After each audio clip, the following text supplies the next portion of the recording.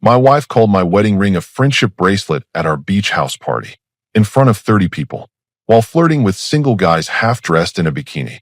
That was the moment I realized our 7-year marriage had an expiration date, and I was about to enforce it. Let me back up. Every summer for the past 3 years, we've thrown this big party at Virginia Beach.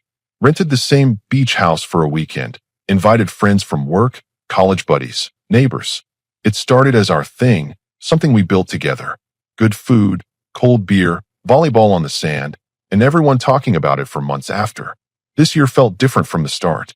3 weeks before the party, she suddenly wanted to invite a bunch of new people, all from her gym. All single guys in their 20s who apparently needed to experience our legendary parties. When I asked why, she got defensive quick. They're just friends. You don't own the guest list. Fair enough. But then came the shopping trips. New bikinis. New sundresses. A trip to get her nails done professionally for the first time in 2 years. When I mentioned she looked great, she barely looked up from her phone. Just want to look nice for photos. Photos. Right. The week leading up to the party, her phone became surgically attached to her hand, always face down on the counter, quick to flip it over when I walked into rooms, stepping outside to take calls. When I asked who kept texting so late, she'd wave me off, just coordinating party stuff with everyone. Friday morning, we loaded up the truck and drove down to Virginia Beach. For hours of her scrolling through social media while I handled the playlist and driving. At red lights, I'd catch glimpses of her typing messages, but she'd angle the screen away whenever I looked. We got to the rental around noon. Same house as always, 3 bedrooms right off the beach with that huge deck perfect for entertaining. I started unloading coolers and party supplies while she went straight inside to shower and get ready. The party wasn't starting until 4. 2 hours later, she emerged wearing this bright red bikini I'd never seen before. Not the modest one-piece she usually wore to our pool parties. This was something else entirely. Barely their top, bottoms cut high on the hips. She looked good, but it felt like she was dressing for someone specific. New swimsuit. Had it for a while. Never had a reason to wear it. The guests started arriving around 4. Our usual crowd showed up first. My college roommate brought his wife and kids. My coworker brought his girlfriend. Normal people having normal conversations about work and weekend plans. Then her gym friends arrived. 5 guys, all around 25, all obviously single and obviously trying to impress someone. They walked straight past me to find her on the deck, where she was suddenly the most animated I'd seen her in months. I fired up the grill and started cooking burgers and hot dogs for 30 people. That's what I do with these things. I cook, I keep drinks stocked, I make sure everyone's having a good time. Host duties. Meanwhile, she was organizing a volleyball game on the beach. Not playing with the married couples or families like usual. Just her and the 5 gym guys, plus 2 single women from her work. The rest of our guests ended up watching from the deck or making awkward small talk. I could see the game from the grill. She was being touchy. High fives that lasted too long. Celebrating points by jumping on guys' backs. Lots of laughing and hair flipping.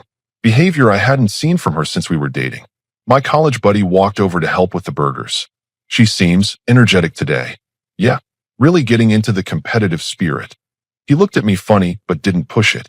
Smart man. By 6 o'clock, most of the food was ready and people were filling plates. The volleyball game broke up and everyone headed to the deck.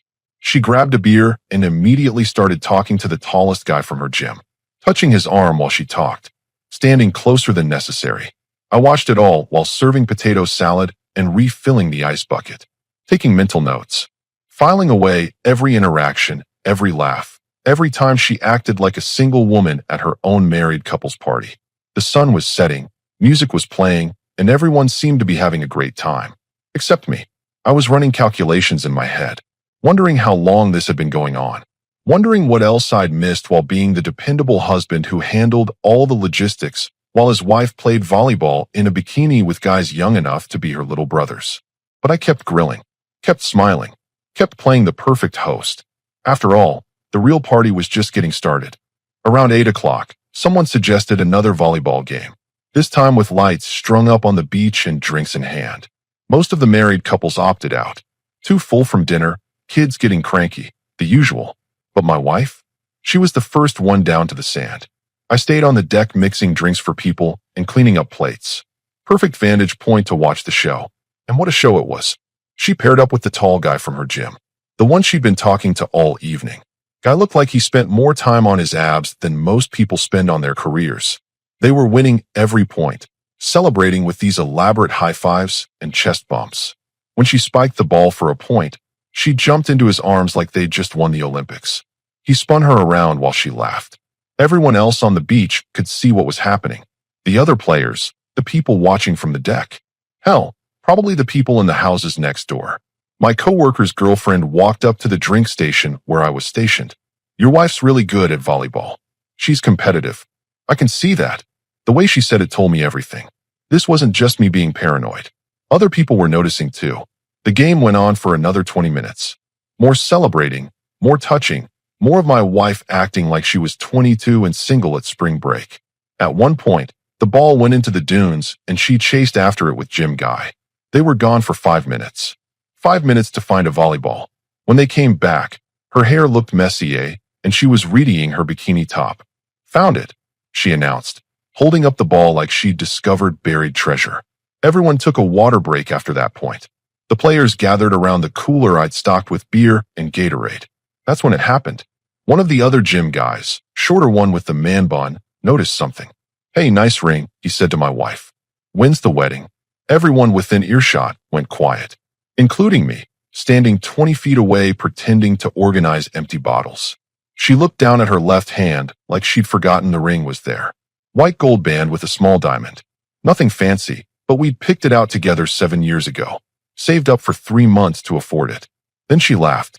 Not the nervous kind of laugh when someone's caught off guard. The dismissive kind. This old thing? It's more like a friendship bracelet at this point. The group erupted in giggles. All the single guys, the 2 single women from her office, even some people I couldn't identify. Like she'd made the funniest joke of the night. But the married couples on the deck? Dead silence. My college buddy and his wife exchanged looks. My coworker stopped mid-drink. His girlfriend actually took a step back. I felt every eye on the deck turn to me, watching for my reaction, waiting to see what the husband does when his wife publicly humiliates him in front of 30 people. I didn't react, just kept organizing bottles and napkins like nothing happened. But inside, I was taking inventory. Every laugh, every giggle, every person who thought it was hilarious that she'd just disrespected our marriage for cheap laughs. The volleyball game resumed, but the energy had shifted. The married couple started making excuses to leave. Kids were tired, long drive tomorrow, early morning plans. Within an hour, half our guests had cleared out. The remaining crowd was exactly what you'd expect.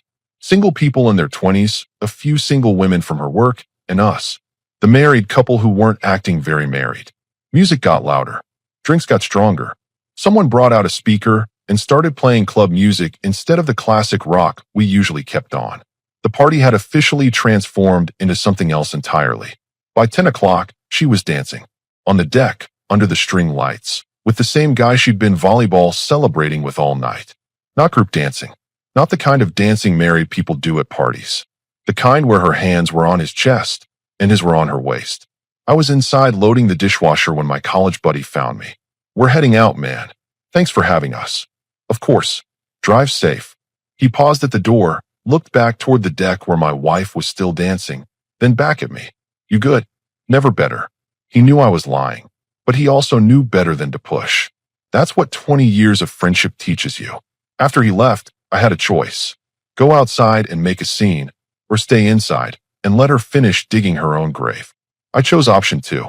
From the kitchen window, I watched her dance with 3 different guys over the next hour. Watched her take shots and laugh at jokes that apparently only she found funny. Watched her act like the single woman she clearly wanted to be. Around midnight, most of the remaining guests started trickling out. Beach house rentals in Virginia Beach aren't cheap, and people had checkout times to worry about. But Jim Guy didn't leave.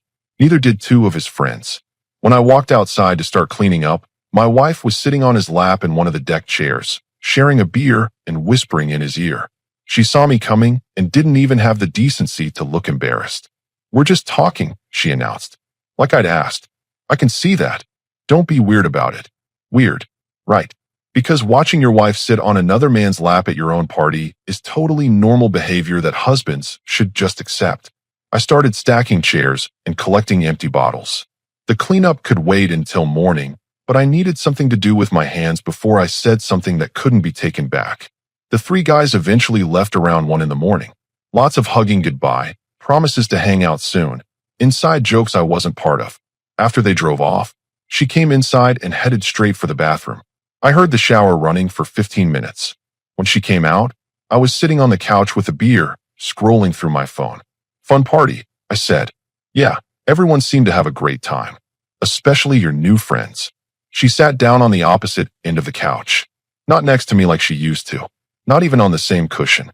They're just fun to be around. Young energy, you know. I noticed the energy. What's that supposed to mean? Nothing. Just making an observation. She studied my face for a moment, probably trying to figure out how much trouble she was in. But I wasn't giving her anything to work with. I'm tired, she said finally. Long day. She went to bed without saying goodnight. I stayed on the couch for another hour, staring at the ocean through the sliding glass door and processing what I'd just witnessed. My wife had publicly disrespected our marriage, flirted with multiple men, and acted like a single woman at our own party, in front of friends, family, and coworkers. But more importantly, she'd shown me exactly who she really was when she thought she could get away with it. Now I just had to decide what to do with that information. I woke up at 6:30 to the sound of waves and my wife snoring. She'd had more to drink than usual, and it showed. Sprawled across 3/4 of the bed, still wearing the makeup she'd put on to impress 25-year-olds. I made coffee and sat on the deck, watching early morning joggers and dog walkers on the beach. Peaceful, quiet, the complete opposite of last night's circus. By 9 o'clock, she still hadn't moved. Perfect. Her iPad was charging on the kitchen counter, same as always. Same passcode she'd been using for 3 years. Our wedding anniversary. The irony wasn't lost on me, but I wasn't going to waste time being poetic about it. I opened her messages first. The recent conversations told the whole story. Text thread with Beach Crew. That's what she'd named the group chat with her gym friends. Messages going back 2 weeks, all about the party. But not the logistics I thought she'd been coordinating. Can't wait for Saturday. My husband will be busy playing host while we have some real fun. Is he going to be weird about us being there? He won't even notice. He's always focused on the grill and making sure everyone else is happy. Perfect opportunity. You sure about this? Seems risky. Trust me. I know exactly how to handle him. I scrolled up further. 3 weeks of messages. Plans for what she'd wear, strategies for keeping me distracted, jokes about how oblivious married men are. But the real discovery was her private message thread with the tall guy. The one she'd been dancing with. His name was apparently Tyler. Last night was incredible. You looked amazing. Thanks. Felt good to actually have fun for once. Your husband seems cool, but he's nothing like you described. What do you mean? You said he was controlling and boring. He seemed pretty laid back to me. That's just his public face. You don't live with him. When can we hang out without the crowd? Soon. He works late Tuesdays and Thursdays. Gym closes at 10. Perfect. I'll think of something fun for us to do. The messages went back 6 weeks. Started innocent enough, workout tips, and gym class schedules. But they'd escalated quickly. No explicit content, nothing I could call cheating in court. But definitely emotional affair territory. More interesting were her messages with 2 female friends from work. Women I'd met at company parties. Women who'd been to our house for dinner. How was the party? Amazing. Finally felt like myself again. Did you talk to that gym guy you mentioned? More than talk. We practically spent the whole night together. What about your husband? He was busy playing house manager. Didn't even notice. Aren't you worried about people talking? Let them talk. I'm tired of pretending to be happy in a marriage that feels more like a business partnership. So what's the plan? Still figuring it out. But last night showed me I have options. I took screenshots of everything. 43 messages that painted a clear picture of premeditation and disrespect. She hadn't just been flirty at the party. She'd been auditioning for a different life. Next, I checked her search history. Apartment listings in our area. Divorce lawyers. How to leave a marriage without losing everything. Signs your husband is controlling. She'd been researching her exit strategy for 2 months. I heard movement upstairs. Shower running. She'd be down in 20 minutes, probably expecting me to have breakfast ready and act like nothing happened. Instead, I spent those 20 minutes making phone calls. First call was to my buddy, who's a family lawyer. Not the kind of lawyer who handles divorces, but he'd know who to recommend. Dave, it's me. I need a referral for a divorce attorney. Someone good. Jesus. Everything okay? Will be. Just need someone who can meet with me Monday morning. I'll send you 3 names. These guys are sharks, but they're fair. What happened? I'll fill you in later. Thanks. Second call was to my bank. Saturday morning, but they had weekend customer service. I need to remove someone from my checking account. What's the process? Are you the primary account holder? Yes. It's my wife, but we're separating. You'll need to come in person with identification. We can set up a new individual account and transfer the funds. What about automatic payments? You'll need to update those with your new account information. Can this be done Monday morning? Absolutely. We open at 9.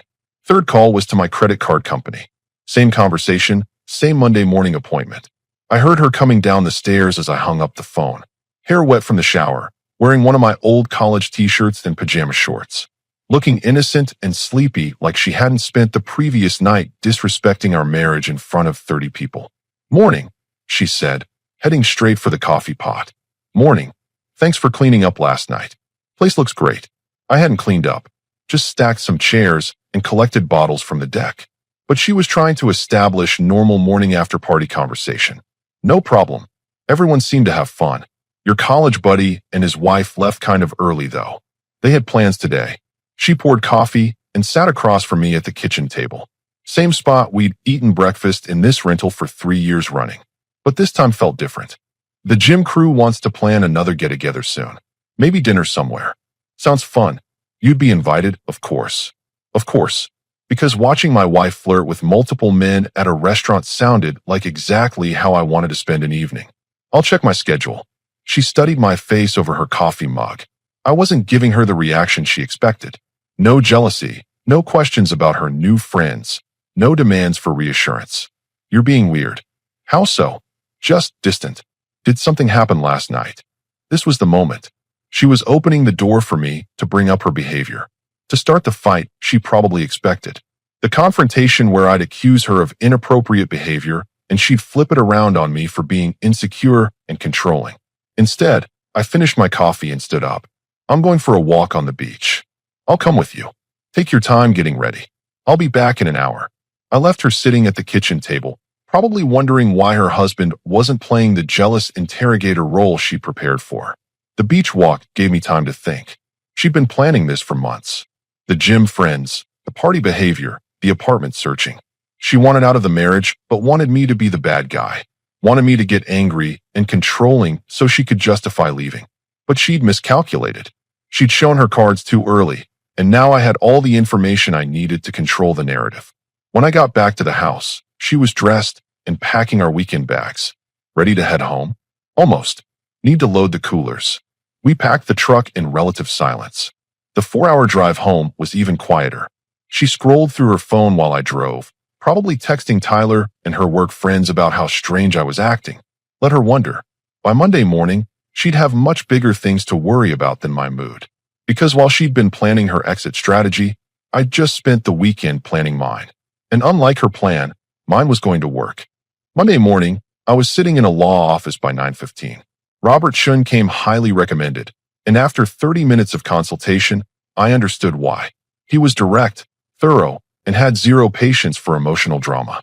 Based on what you've told me and the evidence you've gathered, you have grounds for divorce citing emotional abandonment and public humiliation. Virginia is a no-fault state, but documented evidence of a fair-adjacent behavior helps with asset division. How long does the process take? Uncontested, 6 months. If she fights it, 12 to 18 months. But given her apparent desire to leave anyway, I suspect she'll cooperate once she realizes you're serious. What about the house?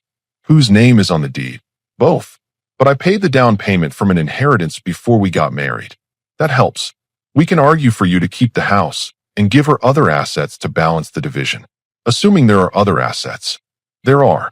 By 10:30, I'd signed a retainer agreement and authorized him to begin paperwork. By 11, I was at the bank setting up my new individual accounts. By noon, I'd transferred our joint savings into my name only and updated all automatic payments. She was at work, probably telling her friends about her mysterious, quiet husband who hadn't even questioned her about the party. Little did she know her mysterious, quiet husband was systematically dismantling their shared financial life. I picked up dinner on the way home. Chinese takeout from the place she liked. Wanted to keep things normal until I was ready to have the conversation. She got home around 6:30, same as always. Kicked off her heels in the foyer, dropped her purse on the kitchen counter, complained about traffic. Smells good. What did you get? The usual. Sesame chicken, fried rice, egg rolls. We ate dinner, making small talk about her day at the office and my meetings with clients. Normal married couple conversation. If you ignored the fact that I'd spent the day preparing to divorce her. After dinner, she settled on the couch with a glass of wine and her phone. I cleaned up the kitchen and waited for the right moment. That moment came when I heard her giggling at text messages. Good conversation? Just the girls from work. You know how they are. I sat down on the opposite end of the couch. Close enough to talk, far enough to avoid seeming confrontational. We need to discuss what happened at the party. Her fingers stopped scrolling. She looked up from her phone with the expression of someone who'd been caught, but wasn't ready to admit it. What about it? You called our wedding ring a friendship bracelet. In front of 30 people. That was just a joke. People were laughing. I wasn't laughing. Neither were most of our married friends. She set down her phone and wine glass. Here came the defense strategy. You're being oversensitive. It was harmless. Dancing with multiple men while your husband watches isn't harmless. We were just dancing. There's nothing wrong with having fun. Sitting on another man's lap isn't dancing. Her face flushed. She hadn't expected me to be this specific. You were spying on me? I was at my own party. Kind of hard to miss. I can't believe you're making this into some big drama. I was socializing with guests. You were flirting with guests. There's a difference. She stood up and started pacing. Classic deflection tactic. This is exactly why I need space. You're controlling and paranoid. I'm controlling for noticing my wife's inappropriate behavior. It wasn't inappropriate. You're just insecure. Show me your phone. The words hung in the air between us. She stopped pacing and stared at me. Excuse me. If it was all innocent, show me your text messages with Tyler. Her face went white. She hadn't expected me to know his name. I'm not showing you my phone. That's private. Private conversations with single men are exactly the problem. You don't trust me. Should I trust you? She sat back down, but on the chair across from the couch this time, creating physical distance while she regrouped. We have problems in our marriage. I've been trying to tell you that for months.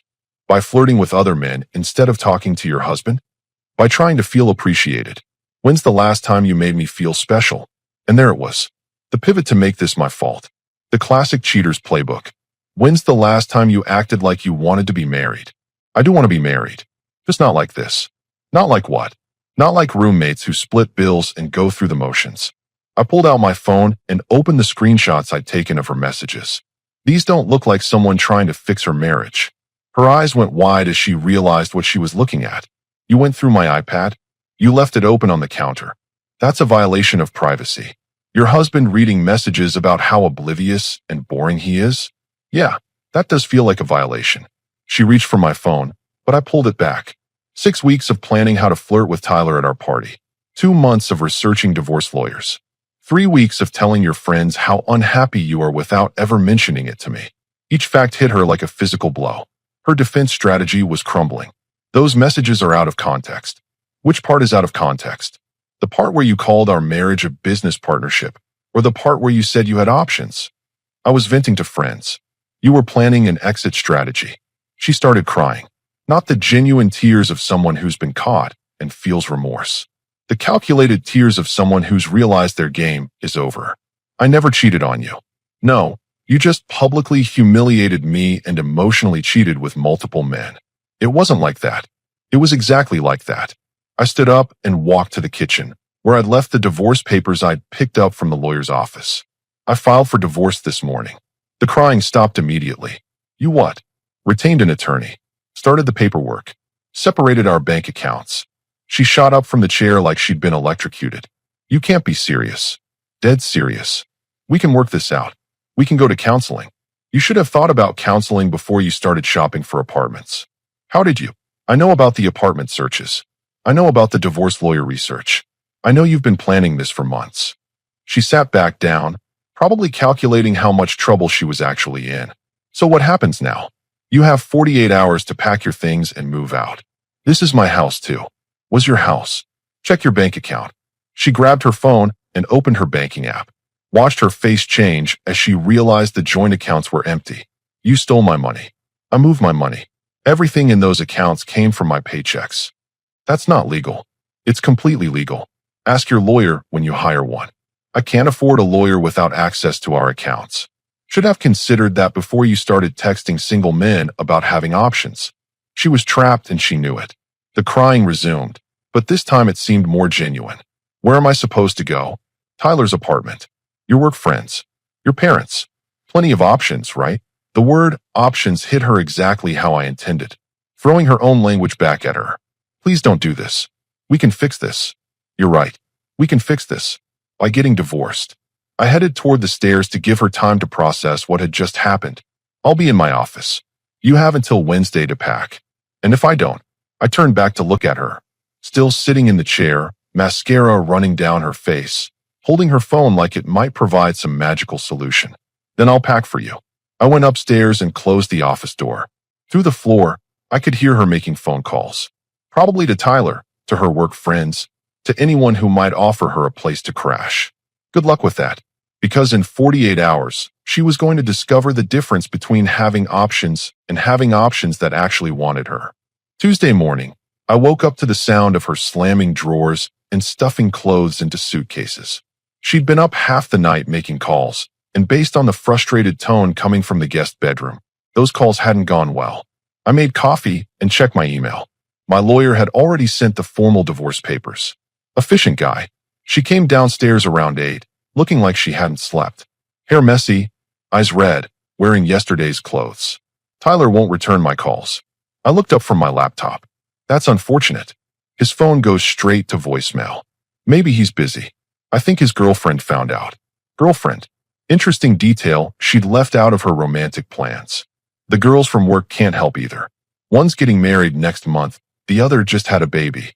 I nodded and went back to my email. Not my problem to solve. My parents want to know why I'm calling about staying there. What did you tell them?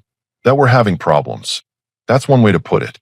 She sat down across from me, probably hoping for some sign that I was bluffing. This is really happening. Yes. After 7 years.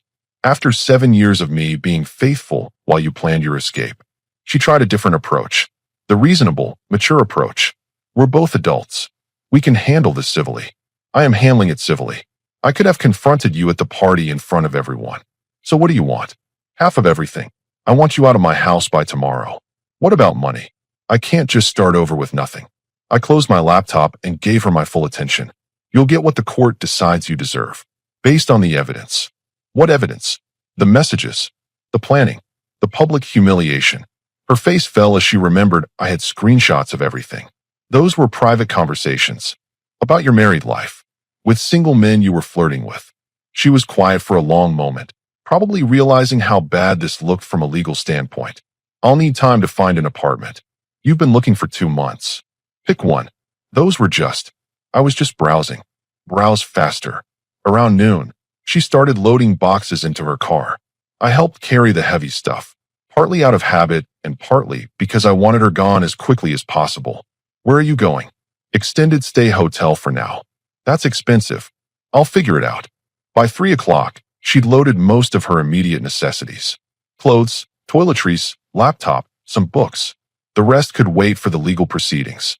She stood in the driveway next to her packed car, looking at the house we'd shared for 4 years. I didn't mean for it to happen like this. How did you mean for it to happen? I don't know. Different. You meant for me to be the bad guy so you could leave guilt-free. She didn't deny it. I'll call you about picking up the rest of my stuff. Call my lawyer. We can't even talk directly. We just did. This is how it ends.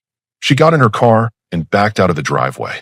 I watched her drive away, probably heading to the Extended Stay America near the highway. Probably calling Tyler again, hoping he'd developed a conscience overnight. That evening, I had dinner with my college buddy and his wife. Told them the whole story over beer and pizza. She really said the ring was like a friendship bracelet? In front of 30 people. What a piece of work. His wife shook her head. I felt so bad for you that night. We almost said something. I'm glad you didn't. Better that I handled it quietly. So what now? Now I wait for the divorce to finalize and move on with my life. Any regrets? I thought about it for a moment. 7 years of marriage, for years in the house together, all the plans we'd made. Only that I didn't see it sooner. That night, I slept in the middle of the bed for the first time in years. No one taking up 3/4 of the space. No snoring. No phone buzzing with late-night messages. Just quiet. 7 months later, I was pushing a shopping cart through Target when I saw her. She was in the discount clothing section, holding up a clearance rack sweater and checking the price tag. Hair pulled back in a messy ponytail, no makeup, wearing jeans that had seen better days. I almost didn't recognize her. Hey. She looked up, startled. Took her a second to process that her ex-husband was standing 3 feet away. Oh, hi. How are things?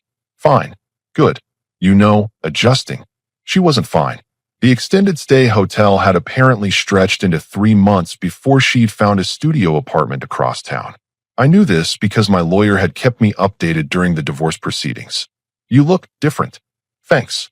Not a compliment. She'd lost weight, but not the good kind. The stress kind. The eating ramen noodles for dinner kind. How's Tyler? Her face tightened. I wouldn't know. Of course. Tyler had vanished the moment things got complicated. Turns out 25-year-old gym bros aren't interested in dating recently divorced women with legal drama. The apartment working out. It's temporary. Everything was temporary now. Her job, her living situation, her financial stability. Turns out when you blow up your life for excitement, you don't get to keep the stability part. I noticed her cart. Generic brand everything. Store brand cereal, discount pasta, markdown produce. Well, I should let you get back to shopping. Actually, wait. She looked around to make sure no one was listening. How are you doing? Really good. Got promoted at work. Bought a new truck. That's great. I could see her doing the math. While she'd been struggling to afford studio apartment rent, I'd been thriving. Are you seeing anyone? Actually, yes. Her name's Jessica. She's a teacher. That's nice. She is. Very nice. Respectful. The word respectful landed exactly how I intended it. Listen, I know things ended badly between us. They ended exactly how they needed to end. She nodded, probably realizing this wasn't going to be the reconciliation conversation she'd been hoping for. I should go. Jessica's making dinner tonight. Of course. Well, it was good seeing you. Take care of yourself. I pushed my cart toward the electronics section, where I was picking up a new sound system for the house.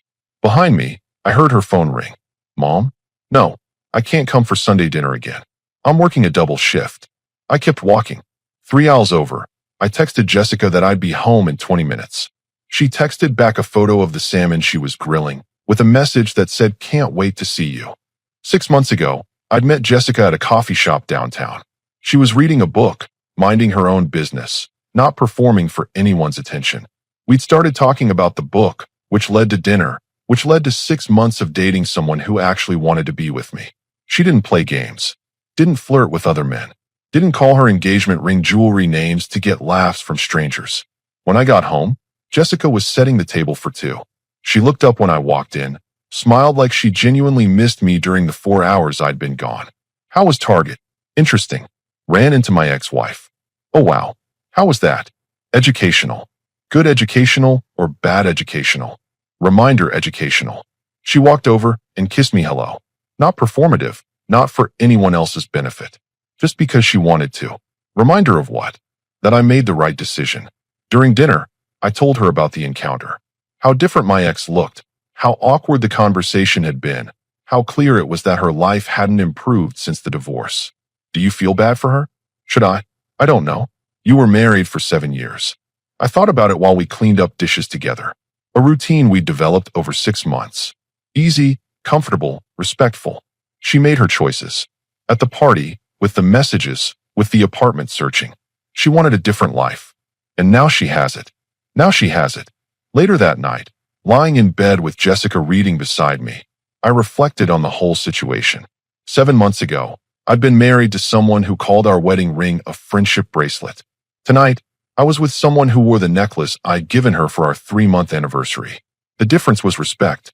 Jessica respected our relationship, respected me, respected herself enough not to play games. My ex-wife had taught me what I wouldn't tolerate. Jessica was teaching me what I deserved. 7 months ago, I'd thought my marriage ending was the worst thing that could happen to me. Turns out it was the best.